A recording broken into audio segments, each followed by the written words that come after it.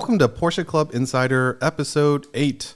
We're at Podcast Studio at 5 North Main.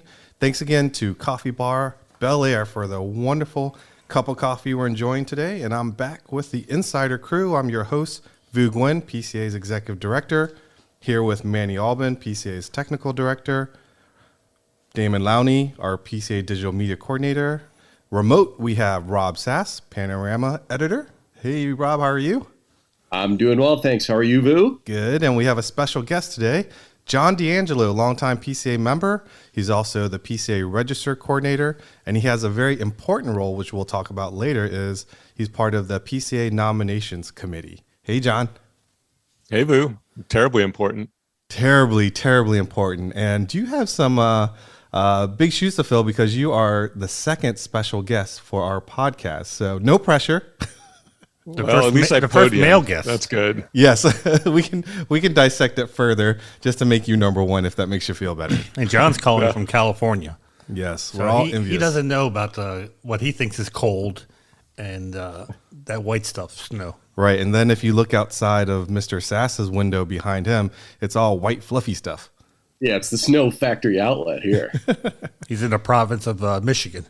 I know. So before we get started, I just want to thank everybody that has been listening to Porsche Club Insider. We're just about 2 months into this initiative, and we're charting our progress, and it's looking good. I did want to say hi to those that are listening to us from Great Britain, France, Sweden, Norway. Pretty cool. We're also noticing that a lot of you are listening to us on Apple Podcasts, and on Apple Podcasts, you're able to rate the episodes and rate us and put comments. Actually, the more recent comment, Manny, people said you're their favorite character. How do you feel about that? That was my mom. I finally taught her how to use her Apple phone. So her I think her screen name is 964 RS. So yes. Cool, Mom.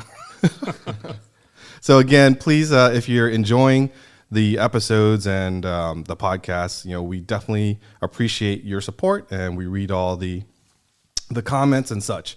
Let's get into Porsche news. Today, I just came. Wait a minute. Oh, so what? You guys didn't do anything Porsche related this past week, have you? Well, it was a short time frame. Then I'm just asking a question. Did you do anything with your Porsche? I did.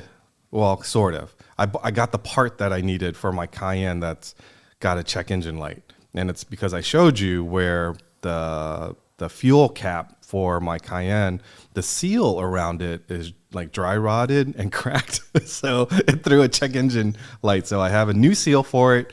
And this weekend I'm going to put the new seal on and hopefully reset my check engine light. And we're just going to have to do a Tech Tactics Live on an hour on how to replace the seal on a fuel cap. Now, see, I went to Vu Nguyen luck. He gets the absolute cheapest to resolve CEL issue. I mean, if it was my car, it'd be the entire secondary air injection system or something like that. Vu, it's the gas cap. Well, we hope. We hope. That's step number one. But see, I went to Cars and Coffee in 9-degree weather. You're insane. Why? Well, when I woke up that morning, I didn't think I was going to go. And then I thought about it for a few minutes, and I said, well, let me go see if anyone else shows up. And there was actually about 8 Porsches. There was a total of maybe 12 cars. Diehards. So the Porsches dominated. Yeah, they were. I felt bad because I didn't bring my Porsche. I brought the daily driver. You brought the Z3? My 97 Z3, which I told them, and they got a kick out of it, that the nickname of the car is GTP. Which doesn't stand for Grand Touring Prototype, like the 962 class, but rather it defines what the car is held together with, which is glue, tape, and prayers.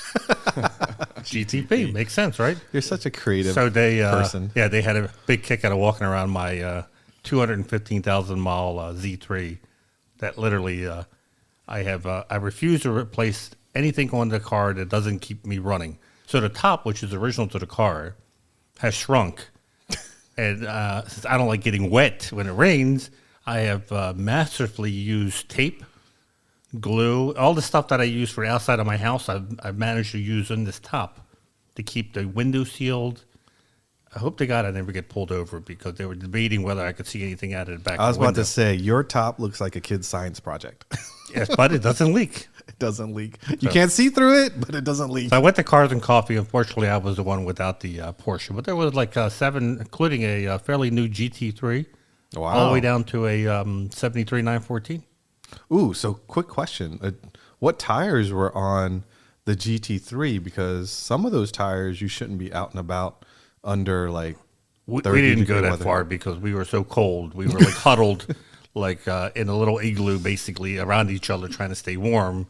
Even though the warm coffee shop was only about 30 feet away. It was cold. We were outside of the car. So we stayed out there for about an hour, and then we decided our feet were cold, and that was enough of 9-degree Cars and Coffee.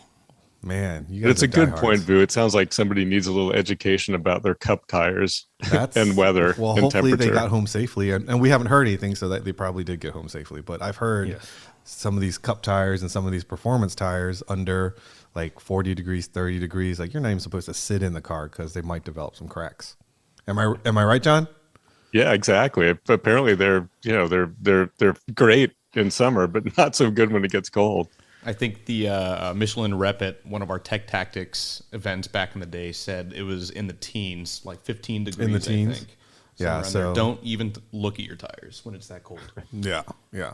So Rob, I know he's not doing any car stuff because all that white fluffy stuff in his yard, but when he does car stuff, it's basically on the computer. He's shopping. So did you buy anything recently?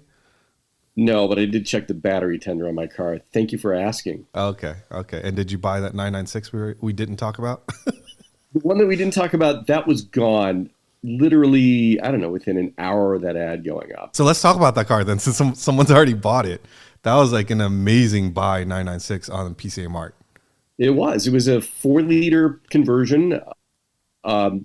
Really expensive engine rebuild by a good shop in the Pacific Northwest.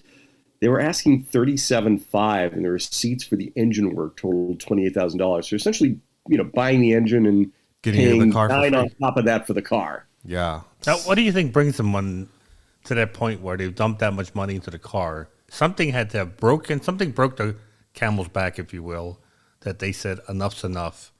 Like how you got your Boxster.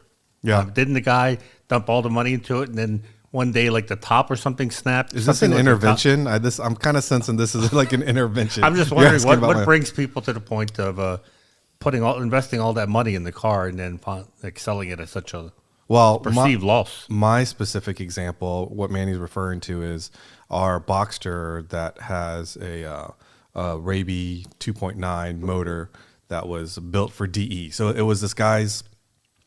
He lived near Summit Point, and he wanted to build like a very, very reliable DE car. So although the car was not worth a whole lot, he sent it down, and the folks down, Jake Raby, built from a 2.7 actually that car was a 2.7. Yeah, 2.7 into a 2.9, and then fully built engine. And he put like a couple of laps on it. Don't you run that car in stock class at PCA autocrossing? Dude. All right, I don't want to change the subject, but it's mental note. Chesapeake stock. So anyways, so he built up this car nicely, and then life got in the way. He was getting a divorce.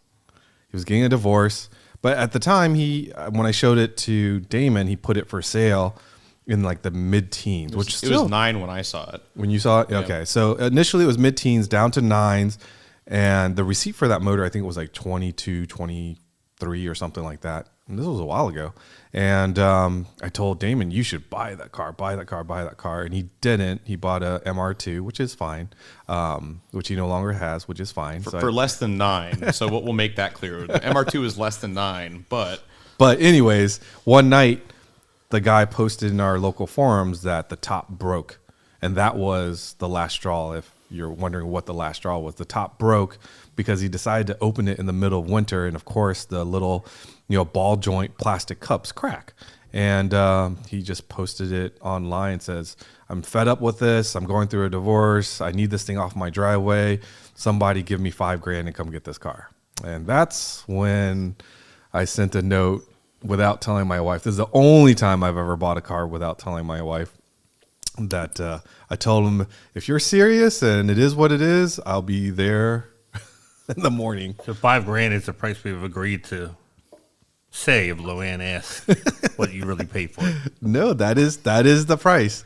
In fact, when I brought it home and I told her I paid $5,000, she gave me that same line. She's like, "Look, you try to run things across me, but I know there's no way you bought that car for $5,000, but I did, and it's been a fantastic car." And for the record, that was less than the MR2 I bought. Yes. Cha-ching. And if So, you're bringing it back score at home, to Rob's car, his 996. How much did he dump into the engine, Rob? Did the ad say? 28.5, And how much was he asking for the car? 37.5. So I don't know. I mean, I think maybe when something like that happens, they go that yes, the best. I can't buy another car for $20-some thousand. Maybe initially that's what they were thinking that they were going to spend, so they go down that road. But then now you get, even if it is more than the original 20 you thought, now it's 25. You're not going to stop midway. Now you're going to go, well, I guess I'm going to get it done, and then when I get it done, I'll just sell it and then get out of it. And I think that's probably the case. Yeah, or it could have been your case where it was the trifecta of, health issue, divorce, and boredom or something, or just last straw. But who knows? But there are amazing deals out there like that still prop up. We have, all these other areas where people can sell their cars and such, but there's still some great buys out there if you're patient. Particularly on the Mart. Absolutely. The Mart. All right. Anything else you guys been working on before we go to what's going on with Porsche? John? no, it's business as usual here. I don't have to deal with weather. Yeah. So I don't understand. And we'll talk about season and non-season. We'll talk about your collection of cars to drive, and your cars are just kind of like put gas in it, turn the key, and go enjoy. It's too cold for Damon to really work on his car in the garage. So, yeah, and it's also been a short time period between the last podcast and this one because we're making up time. The last one was about a week late, but we wanted to get back on schedule, and here we are today recording episode 8. So, Porsche in the news, I just printed out here. We saw that the Cayenne came out with a titanium edition. Or is it a platinum edition? I think it's platinum. Platinum edition, and it's sort of the same thing. We have a 2006 titanium edition, and when you kind of start getting into these editions, it's a sense of you're at the end of that line for that particular model. So the 2006 titanium edition E1 Cayenne was sort of the swan song for that E1, and then they went into the E2. So my question to you all is, now that they've introduced this platinum and there is a little bit of a facelift, what's in store for the next Cayenne? Well, it's not. I don't think. Will it be electric? You think? I don't know. That it's. I mean, I don't think so. I think not yet. They still have one more hurrah, another facelift. Yeah. Remember, Porsche doesn't do anything radical, so to us, we see it looks like it's a facelift and it's different. But the average person, they still think the Boxster looks the same as the first gen. That's true. They tend to evolve more than have a radical change. Yeah, you hear the term evolution, not revolution. Mm-hmm. The other thing that dropped in, I think it was Manny that sent this around, is the craze over the past couple of years at all of our events is seeing some of these lifted 911s, 914s, even 944, this rally / safari, but they've all been aftermarket, creations. But you sent an email today that it's not an aftermarket solution. Yeah, well, it's no secret that Porsche has been working on this Safari 911.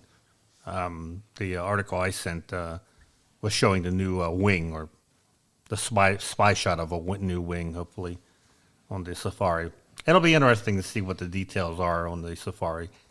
I don't really understand it unless they're really going to go for a rallying program, which they did with the 959 and the was it SCRS, Rob?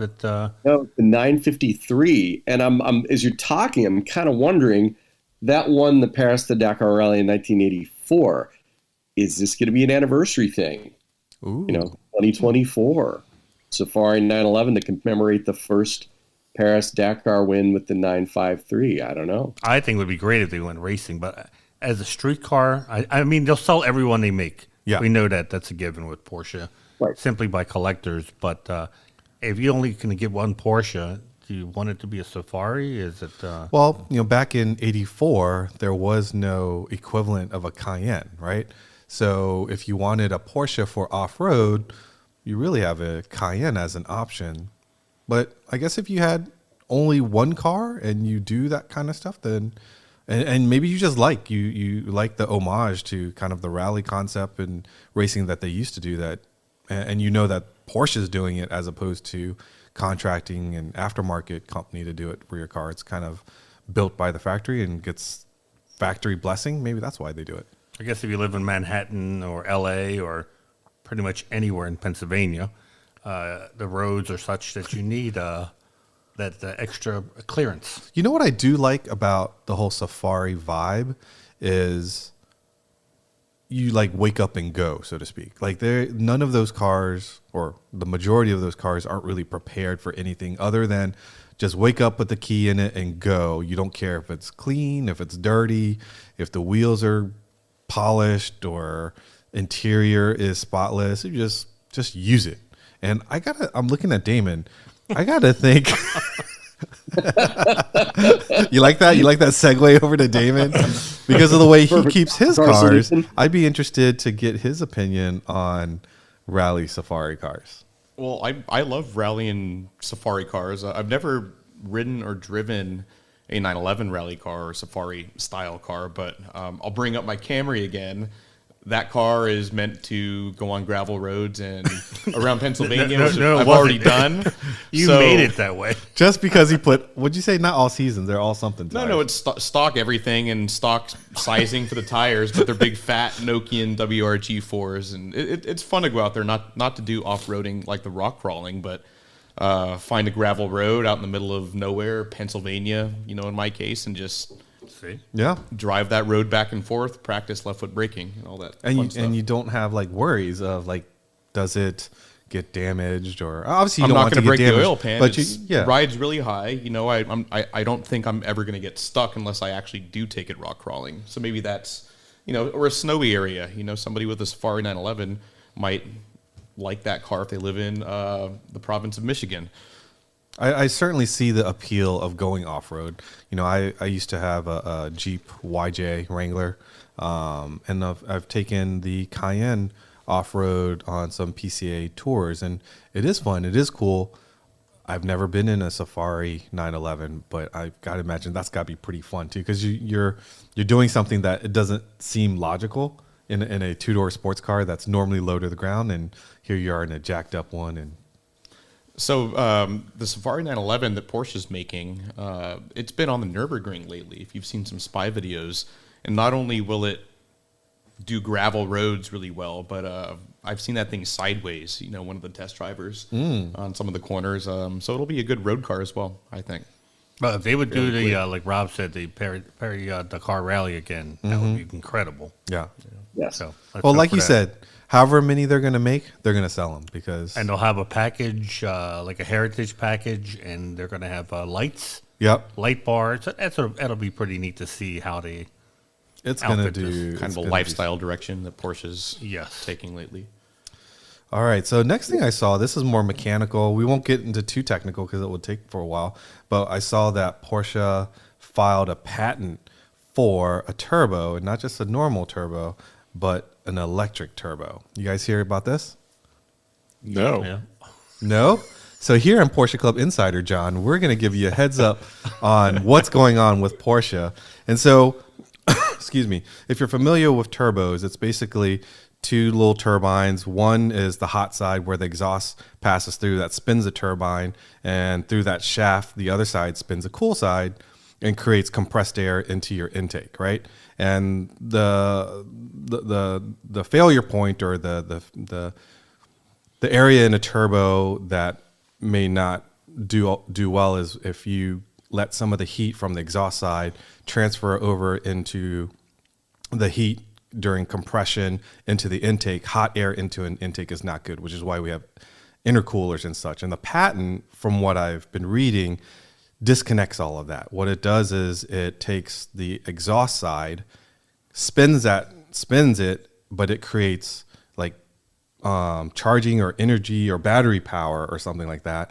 And then at the intake, there's another turbine, which will have been the other half of the turbo that spins, but it spins with an electric motor. So it sounds like maybe less turbo lag. Yes, exactly. Less turbo lag, less dealing with heat. But more importantly, I'm kind of excited. Does this mean that there's still, a better version or more development to the internal combustion engine, which is sort of opposite of what you're seeing with other auto manufacturers?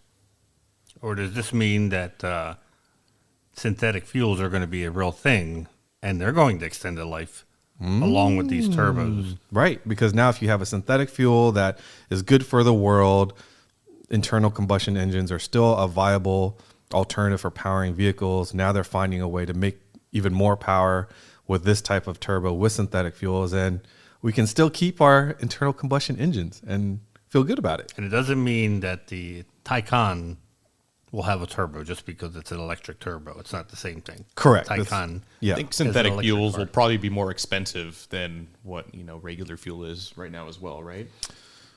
I mean, ask John, California prices of fuel, not to make fun of it, but it's pretty expensive. So I don't know. Yeah, north of $5. $5 a gallon. Yeah.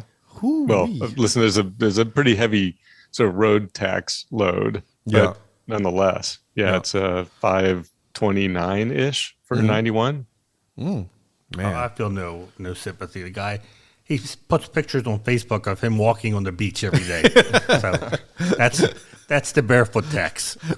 Not only is it a picture on the beach, but he's got the freshly messed up hair Yes. waving because he took his helmet off because he was on his bike or something. John, you didn't realize you were signing up for this, did you? No, it's good. It's Okay. there's no such thing as bad attention. Let's see. We also saw there's an upgrade to the Porsche infotainment system. And I think probably the biggest thing is navigation routes for charging for Taycans. That and then maybe the wireless Android Auto. Oh, yeah. So Mr. Tom Gorsuch, our president, who's a huge Android fan. Android and satellite radio guy. He will be very happy to hear about that. And then finally, I've got, let's see, Porsche Digital came out with a platform, an auction site called Marked. Do you guys look into that? It's I guess we've seen it for a few months now. Yep. And I think we were all a little confused when it first came out because it's a lot of non-Porsches. Mm-hmm. It's not a Porsche-only auction site. So they're joining a very crowded field of online auctions. It's like everybody's brother is starting an online auction outfit. And after watching Bear Jackson at Scottsdale yesterday, and then Meekum the weekend before, in-person auctions are not hurting. Yeah. I mean, these cars were being sold at seemed like every minute. Yeah, I think in Arizona, they're going through like 1,800 cars in the next couple of days. Right. So that site's named Marked, MARQUED.com. And it's very slick, but it makes you wonder too, with established players, selling cars like those Carrera GTs for so much. What does that leave open, for a newcomer? So we've been very fortunate to work with Porsche Digital. They did give us a heads up, and we'll share with you all. And sort of the strategy is not only they're not focused obviously on just placing Porsche vehicles on there. It's sort of curating vehicles that kind of embody the Porsche lifestyle, and that may include other brands, and it may include other things than just cars. So they're looking at sort of, I would say, if you're in marketing, you always talk about conquesting from other brands, getting people that might like a Lexus to be exposed to the Porsche brand and come over and such. So they're casting, to me, it looks like they're just casting a wider net to get people into the lifestyle and then hopefully finally into the seat of a Porsche. Yeah, on their site now, there are 6 cars being auctioned and only 1 is a Porsche. What other cars are on there, Damon? We got a 68 Fiat 500 Jolly, a 98 BMW M Roadster, an 04 Golf R32, a 1958 Morris Minor Traveler. and a Ferrari 550 Maranello. So pretty wide variety. That is a weird spectrum of. Let me just point out the obvious. That is a weird spectrum of cars. Fiat Jolly. I mean, you got one car with wicker seats, a Morris Minor, a 550 Maranello. That is just bonkers. I would totally. That's from their thoroughbred collection. I would rock that. I would rock that Jolly. That's a cool little. Need car. the yacht first. Yeah. So Jolly I the guess new- their idea is they sell cars that will make you say, my next car will be a Porsche. Exactly. That sounds Once like I get this sold, I'm into a Porsche next. One year with the Ferrari Maranello, and you get the repair bills, and you're ready to switch over to something a little bit more reliable. All right. Tech Tactics is tonight. Tech Tactics Live. If you haven't had the opportunity to catch one of our episodes, they're on YouTube. And Manny, what are we talking about tonight? Well, it's a COVID-free edition, so we're going to be talking about fuel and fuel additives. I know on the surface that seems very geeky, and how long can we possibly talk about gas? But Porsche owners know that not, or at least we hope most Porsche owners know that not all gas is created equal. And when I read an article about top-tier fuel, it was actually when we were at Parade at French Lick, Indiana, because there was only 2 gas stations. And one of them was a top-tier station, the other one wasn't. And people were asking, because they were like no-name gas stations. And they said, which one should we fill up with? And I said, well, look for the top tier. And no one knew what top tier meant. So I wrote an article that week about top tier. And it's surprisingly, even though top tier is nothing new, a lot of people don't realize what it is and how not having a top tier fuel can affect long-term the performance of your car. So, And we have the perfect person tonight to talk about all of this. And he's been on Tech Tactics Live before. He's been at Tech Tactics Live or Tech Tactics at our in-person events, and that's Lake Speed Jr. And he is, I say this jokingly, but I mean it, he's my favorite tribologist. We refer to Rob as our resident geek on the podcast here. But if you want to talk about a guy that knows everything about fuel, oils, piston rings, cylinder walls, Lake Speed's a guy. is that what a tribologist does? Tribologist, yep. Never heard that. Yep. Wow, that is next level geekery. I mean, just He is. Tribologist. I mean, We did like an oil 101 with him, and people loved it. This will be a well watched show and lots of questions because they have very specific questions, and the thing is he knows the answer. He's the kind of guy who will talk about fuel and oil even in his off hours. Oh yeah. Fun. For fun. Yeah, we had a 20-30 minute conversation at SEMO when we were sitting down at one of the tables, and we thought, boy, it was pretty interesting. The stuff he was telling us and how fuel can affect engines, direct injection engines, Yeah. and could be bore scoring issues and whatnot. So Additives. don't go for the cheapest gases. Yeah. Something you should remember. But if you can't watch the show live tonight, 8 o'clock Eastern time, certainly you can rewatch it. It's going to be chock full of information. By the time this episode is out, they will have to. Well, watch thank it, you for not pointing live. out the obvious that I just realized. That's why we keep Damon around. Keep us honest. We're not live on the podcast. Right. Mr. John D'Angelo, hopefully you're enjoying the discussion thus far, and I appreciate you letting us make fun of you a little bit earlier in the podcast today. But welcome to Porsche Club Insider, and what do you think of it so far? Thanks, Fu. Yeah, no, totally entertaining. Listen, this feels like what we talk about when we're together anyway. So Exactly, and that's the It's whole just- idea. It's just a informal conversation amongst friends. Speaking of, I met you for the first time. Back in 2006? Was that the first time when you went to pick up your Club Coupe?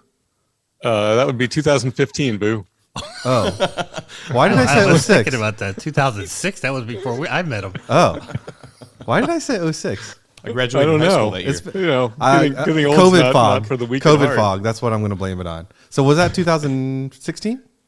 15. 15. I think, yeah. 15. Okay, so reset. We'll leave it in. We're not going to cut it out. But anyways, the first time I met you was 2015 when you were taking delivery of the Club Coupe. You were one of, I think we had 1,000 people that put their name in the hat to be able to purchase a Club Coupe, and you were the lucky one of 59. twice lucky because he also got the chance to do the delivery. Yes. He won that lottery too. Yeah. And for those of you that have the opportunity to possibly take delivery of your car in person at AG, I can tell you it is it's a program that they don't promote too much, because if you truly knew the experience that you were going to have by having a European delivery, most everybody buying a new Porsche would want that. Because John, you can maybe share with them what it was like to take delivery of your car there. Oh, if you have the opportunity, as Vu said, don't miss out on it. Or if you can go out of your way, or you have the opportunity to go way out of your way, you should go way out of your way to do it. It's amazing, right? As long as I have known or read about Porsche, there's nothing in my experience prepared me for going to Zuffenhausen. And seeing what the factory was like, and kind of seeing how it's a factory sort of in a little town. So you think of automotive manufacturing, and you sort of think of the plants that you've seen in Detroit. It's not like that. It's not how you would draw up a modern car manufacturing plant, but you can see how it's evolved and they've made it work. And then really seeing, the sort of the factory tour and the inner workings of Porsche and all the things that you see when you go to the factory. As an enthusiast, it's not to be missed. And I think even for a casual owner, it's such a great experience being, kind of at the factory and having the treatment that you get taking delivery at Porsche's, not to be missed. And you can feel the sense of pride that all of the workers, from the person that greets you at the door to the person that you'll see working on the line to the person that, gives you your badge. Like, everyone is so proud to be working there.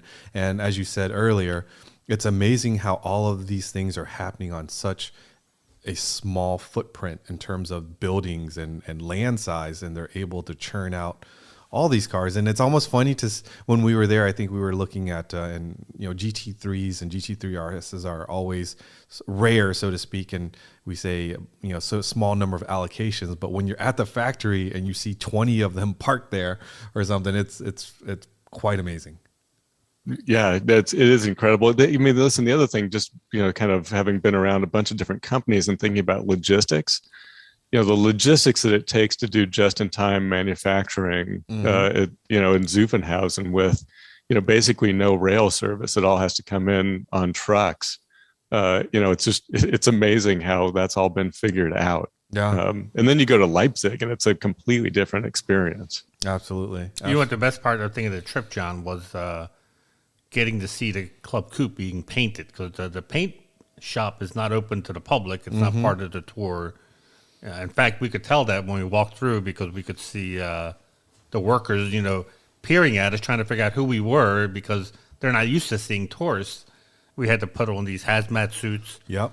We didn't even know what we were going to see. We just thought, we were hoping that we would see a Club Coupe being painted, but it was just like, getting to go inside the paint shop was a real treat. No one gets to do that.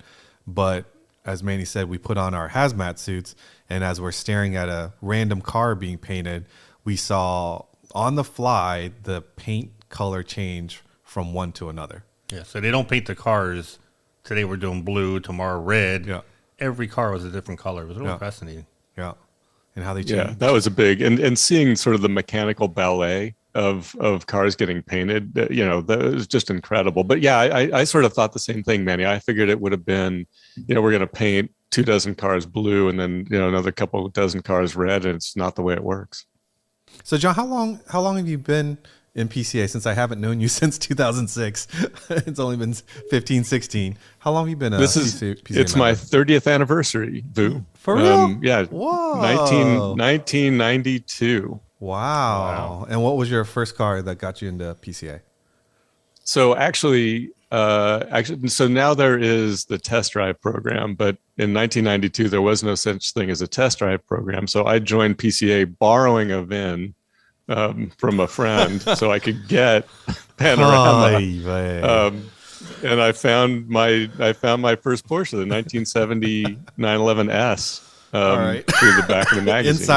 Insider edition there. Confessions of a Nominating Committee Yes, member. well, that's why we now have Porsche Test Drive. And before it was Test Drive, it was called Quest. The Quest program. So if you don't have a Porsche, you don't have to do what John did back in the day. You can actually join. You're not an official member, but you can enjoy a lot of the benefits that a member enjoys through the Test Drive program. Do you still have that 911? Oh yeah, no thanks, Damon. I appreciate you bringing that up. The car that I bought for 20 grand and sold for 20 grand that's now worth 200 grand. No, I don't have it.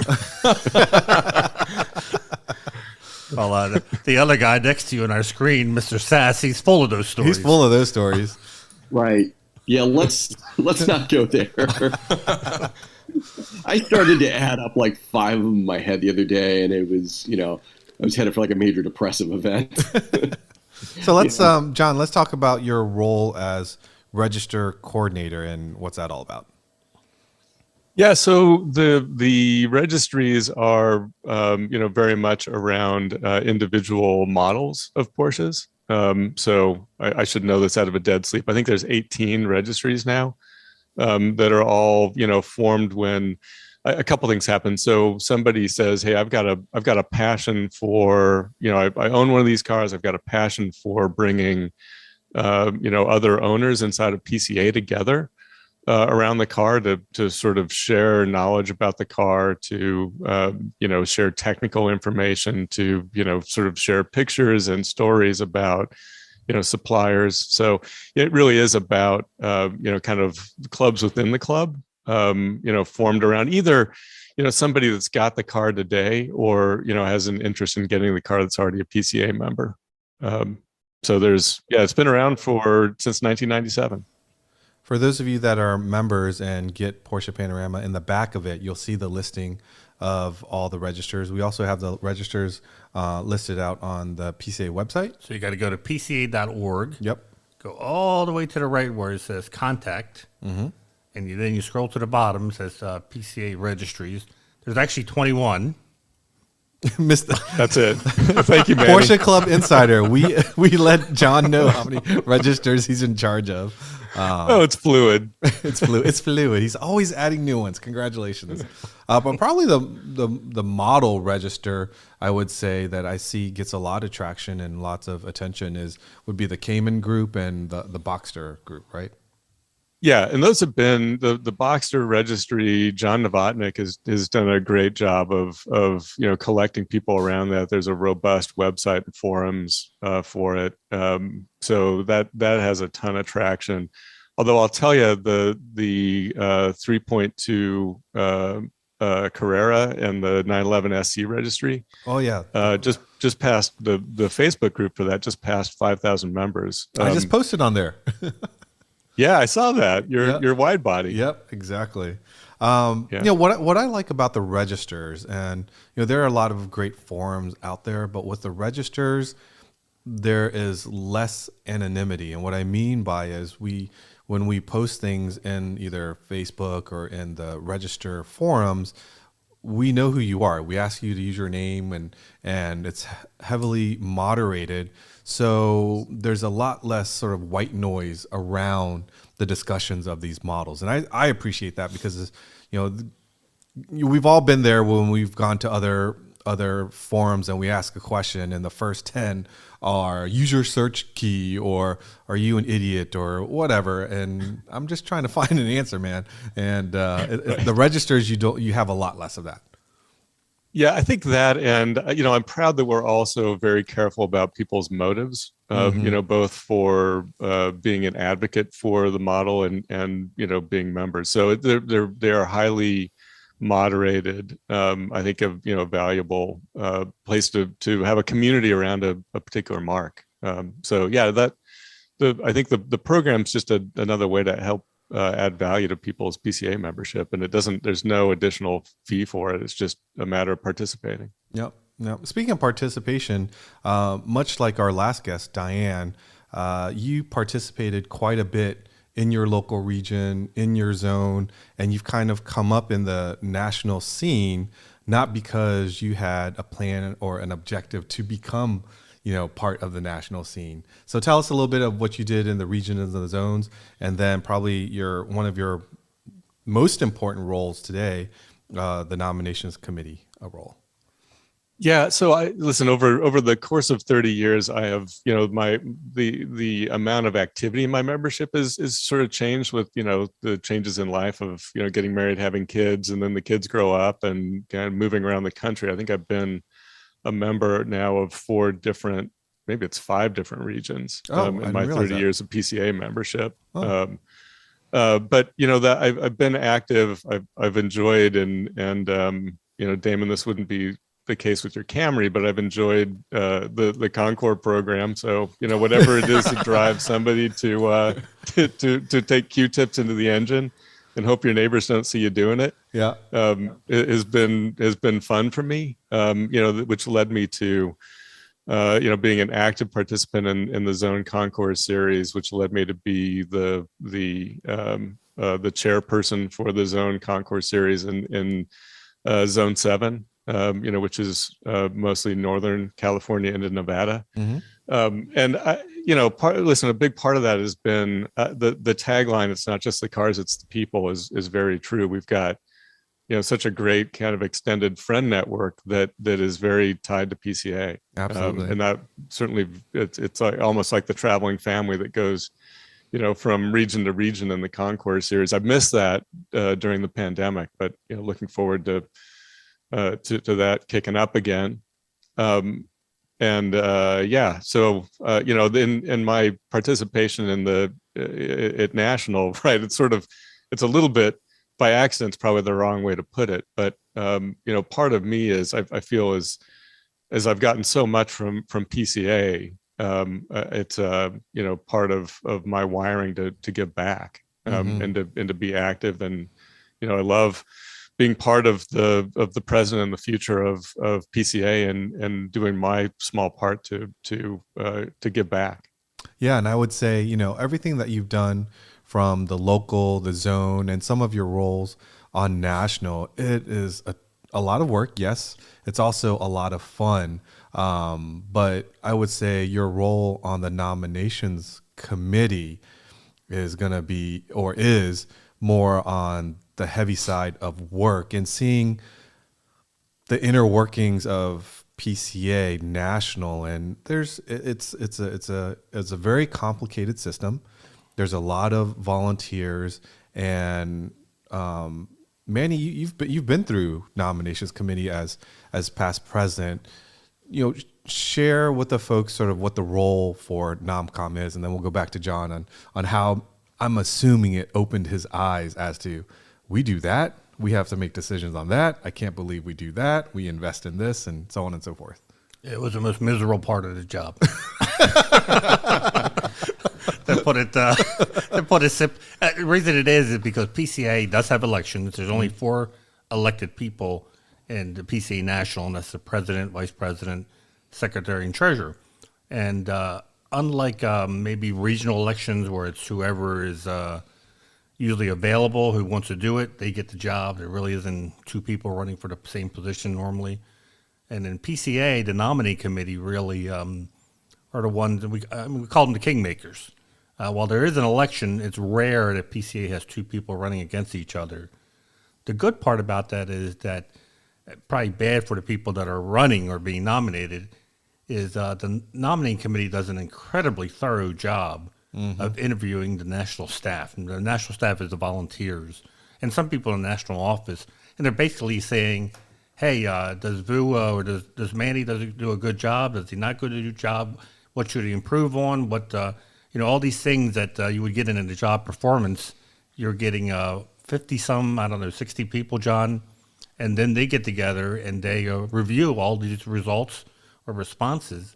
So they're doing a really good job of digging in to see how the people in charge are performing. Yeah. So it's it was miserable being the board person that was being judged because you knew that you probably pissed some people off trying to get your job done and they weren't going to speak well of you. but it's so important to understand all the facets of PCA and picking the leaders that's going to take PCA to the next level. And you get everything, right? You get the good and the bad. John, what was it like for you to sit in that chair for the first time? Yeah, so this is my third year on the nominating committee. So it's the second round of, coming up with an executive committee slate. The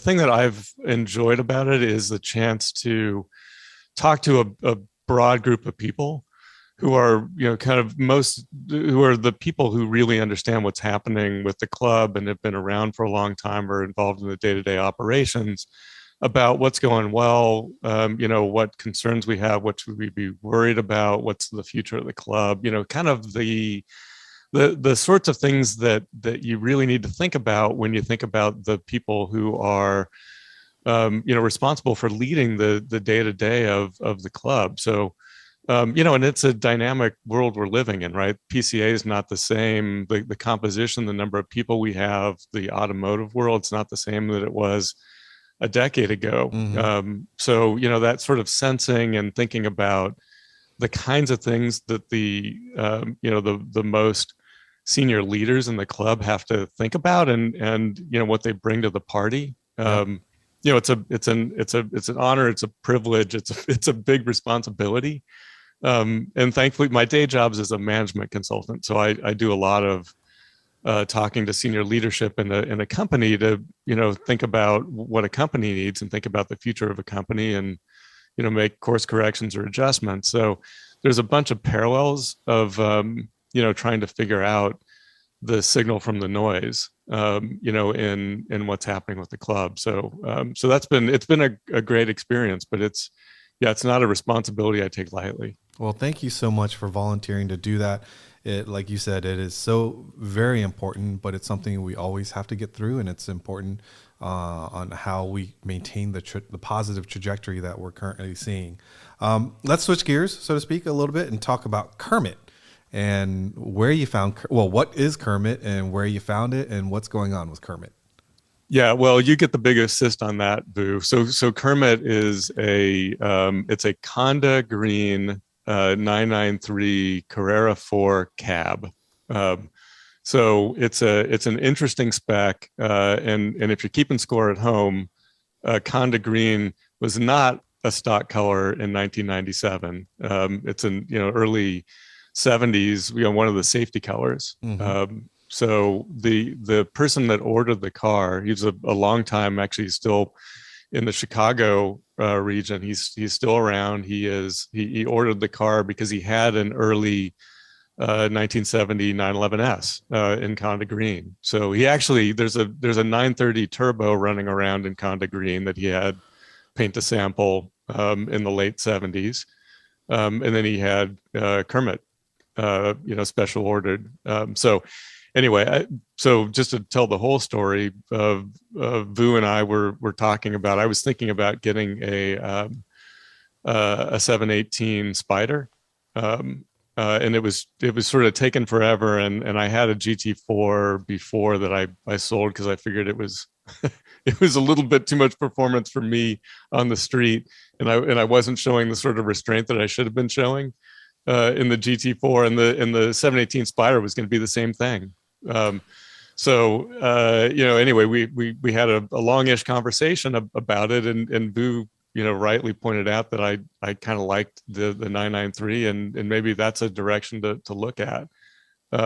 Seriously, the next day I looked at and this is 2 years ago, February of 2020.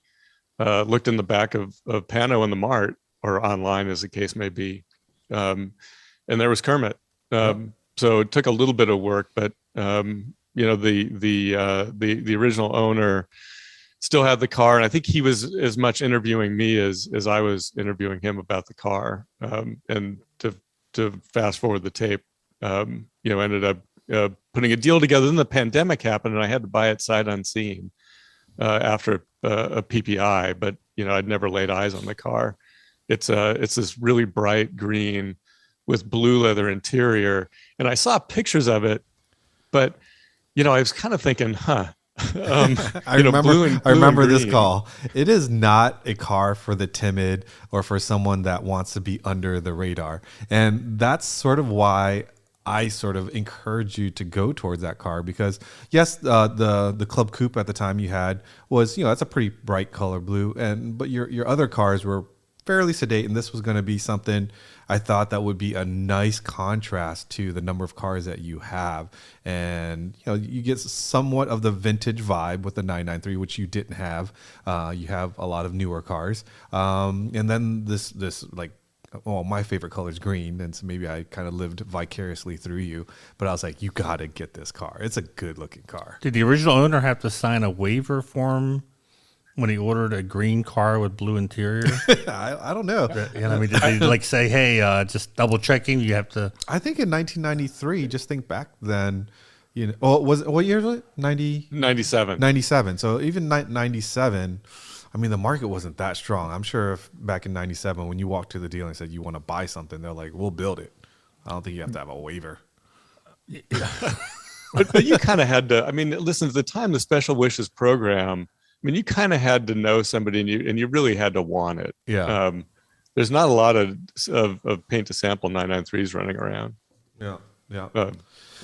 But Kermit is not actually in the West Coast with you right now. I don't think it's not too far from us here in Maryland. Yeah. At Cole Scrogham's Madison Automotive Apprentices in Virginia. Having a little bit of cosmetic work done. So there were a few things that over the years happened. So some tears in the back leather. It needed to not be reupholstered because the car is so original. Yeah. But have some what I call kind of fussy specialist work done by somebody who is willing to do the fussy work. And thankfully I met Cole, and he and that program are the right people. So it's having a little bit of nip and tuck done. It'll be done for Parade. So picking it up and taking it to the Poconos. Well, I look forward to seeing it at Parade, and that's where you heard about them, right? So it kind of comes full circle. At Boca. Actually, I didn't know that I had met Cole before, but I learned about the program when they, I forget, it was a 356, a Signal Red 356 that they won restoration class in at Boca. Yeah, they have a long history in PCA as well as in Porsche Parade, many awards in the Concours Arena. That's it'll be awesome to see all of these cars in the Northeast at Pocono. We haven't been here in a while, and for those of you that are within driving distance of Pocono, the Porsche Parade this year, you should definitely come. We have a lot of room. The program is amazing. It's everything you could do with your Porsche in a week. And when you go home, you feel as though you need a vacation from your vacation because it's so intense, and you'll see so many cool things that you want to just talk nonstop about it once you get back. All right, so thank you so much, John. Let's go over to Rob. What's up with Pano? And I hear you're taking a special trip that I'm a little bit jealous about. Yeah. The first drive of the GT4 RS happens in the beginning of March, right before work. So I've got a funny feeling that could find its way into the cover of Panorama. Yeah. Where's this drive going to be? Willow Springs. Oh, I get to drive it on track. Yes. Man. Yes. But that's okay. We're going to have... I just want to sleep through February and just wake up and have that's it be fine. the beginning of March. That's fine. That's cool too, but we're going to have a world premiere at Works Reunion while you're on the track. So there. Ha. Well, I'm going to be there. You're going to come back for that? So you're going to get to... I'm going to make it back to work. So I'm red-eyeing it back from L.A., and I land in Jacksonville, I think, at about 9 a.m. on Friday. So I will be at Works. Oh, so the way we're looking at him on the screen is the way he's going to be. But I'll be there. Now I'm extra jealous. I thought I had one up on him, but it'll be a GT4. It'll be good. I can't wait to hear what you think of driving the ultimate Cayman is like. I know. I can't either. I'm so geeked about One day this. I'll just bring mine to work. Oh, that Ultimate Cayman. Ultimate Cayman number 2, next to Damon's Ultimate Cayman. When you drive these, do they have a chaperone with you in the right seat, or is this a just don't wreck it and you go out on your own? Yeah, no, it's the prime directive of any press car. Just, return it the way you found it. Yeah, don't wreck it. You don't want to be that guy. But yeah, I mean, it's probably going to be a lead follow, I guess. It Willow Springs. So But, you think that means that there'll seat. be multiple GT4 RSs at your event? Because they're not going to have everybody run through just one car, right? No, I think they do these things in waves, like 3 or 4 waves of journalists, and they'll probably have 4 or 5 cars. I'm guessing. Man, you got to make sure you get some good pictures. And I I'll take can't lots of imagine. pictures. Hopefully, they pick some cool colors. So I know, but there's going to be an embargo. I can't even, I won't be able to talk to you about it. oh man, You can talk to us about it. to We us. just can't talk about it on the. Porsche Club Insider, you can talk about it. No, I'm just kidding. I know we respect the embargoes. Absolutely. Yeah. No, No, it's going to be amazing. I can't wait. How about you, Damon? What's coming up in the video world? So we just dropped the Carrera RS 2.7 video after having that I'm in the glad you queue had for a video couple after months. that. All I heard was we just dropped the Carrera 2.7 RS. Like, Drop well, the that would be video, bad. the video of the Carrera. that's the video. RS. Yes, we dropped that video of the car. Car is just fine, and that's doing pretty well. Thanks if you watched it, and if you haven't, please do so and comment and like the video. It helps our channel. So coming up, our next video, which will be out by the time you listen to this, will be a video about a Porsche collection in Belgium. That is also a Panorama article, I believe. And the guy has all sorts of 911s, mostly 911s, RS 2.7, 964 RS. I believe he has maybe a 959. I'll have to go back and watch. Was it SCRS he has as well? Yeah, he has an SCRS, which is one of those ultimate Porsches of the early to mid 80s. So that should be a fun time. That'll be February 1st. Then after that, on the 8th, you will get to see me install a 2-quart deep sump on my Cayman. So if you have a winter project coming up, getting ready for the seasons or track season, this is something, if you own a 987.1 Cayman or Boxster, you might consider to help with oil cooling. So are you going to do that old school in your garage, or are you going to bring it to work? And No, I've already filmed it, and you let me film it at work on the garage, which I was that's very right. thankful We did. about. You did it before Parade, right? I did, yeah. It's been sitting in the queue for a little while. Haven't So gotten around to it. this is how his youth, to me, supersedes his wisdom. And what I mean is, so he wanted to put this deep sump on, and he literally did it a few days before going on the road to go to Parade. And in my world, usually I don't plan to do something. I haven't even changed the cap, the seal on the fuel cap of my Cayenne, because I worry that if I do it today, tomorrow I'm traveling and something's going to happen, while my wife or family drives that car. So I don't do it. But here Damon decides to do the deep sump before he how far did you have to drive, like the next day? It was about a week beforehand, and it was about a 2,000 mile 2,000 mile trip. And So- he, in his youthful enthusiasm, no problem, did it. And, to his credit, the car did fine. it still drives, it still runs. So. Oh, okay. No, I did it right. From what I've experienced so far, multiple autocrosses later, I double checked with Charles Navarro, who builds that kit with his company Ellen Engineering. Excellent kit, by the way. Went together really easily.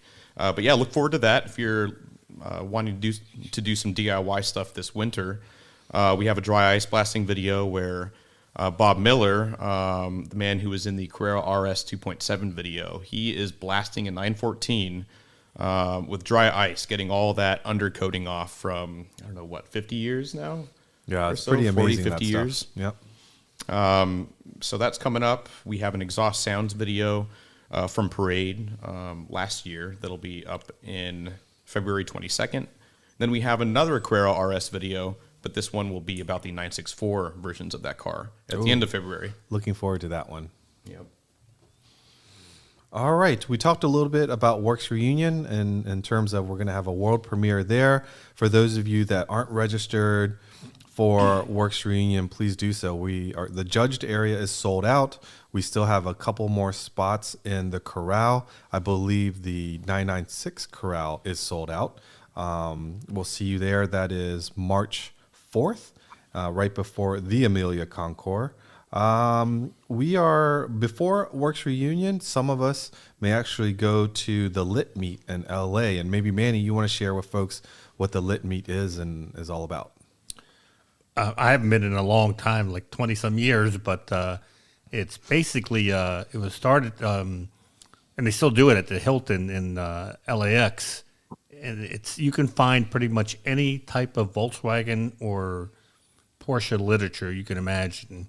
Even if you pay admission just to walk through like a museum, you're going to see things that blow your mind, including the pricing. I found no deals to be had. But then again, it's really looking for stuff that you can't find anywhere else.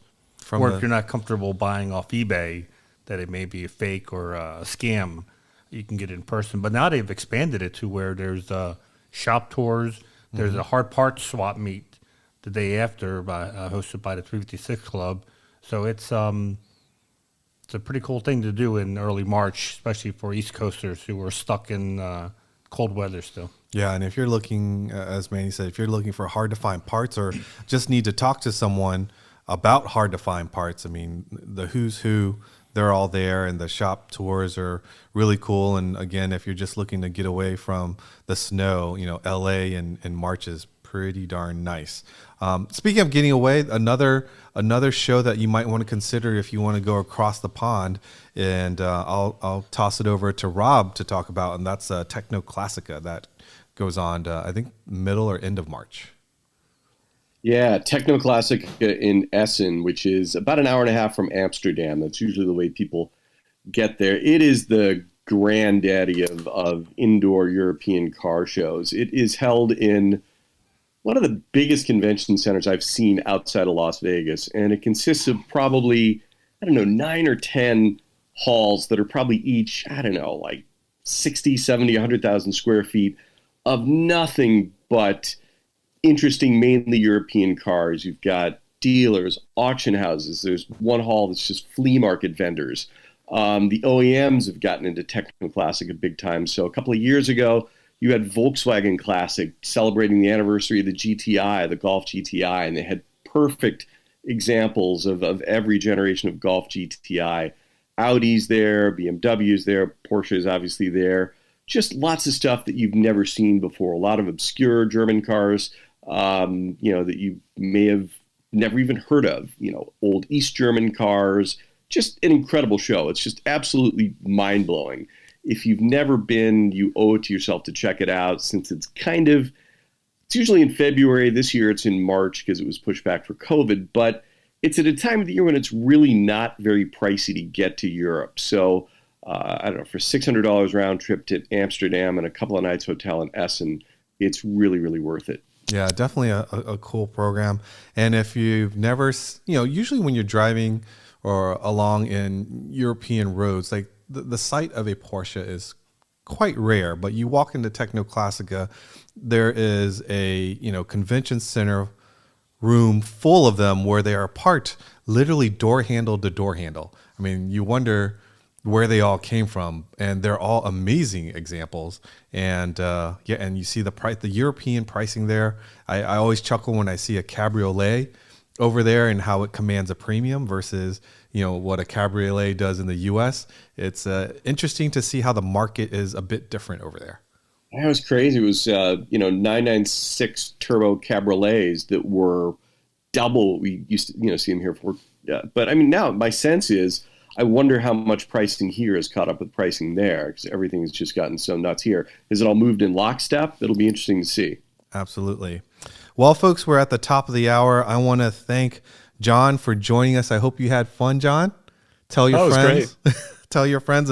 Make sure they listen. To our listeners, please continue to listen, subscribe. Be sure to comment.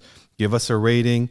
If you're not currently a PCA member and you own a Porsche, what are you waiting for? All you need is a VIN to becoming a member. You don't do what John is. If you don't have a VIN, we have a space for you. and that is the test drive program. So check it out. Just simply go to pca.org and you'll find everything that you need. Until next time, folks, stay safe and we'll catch you on the road.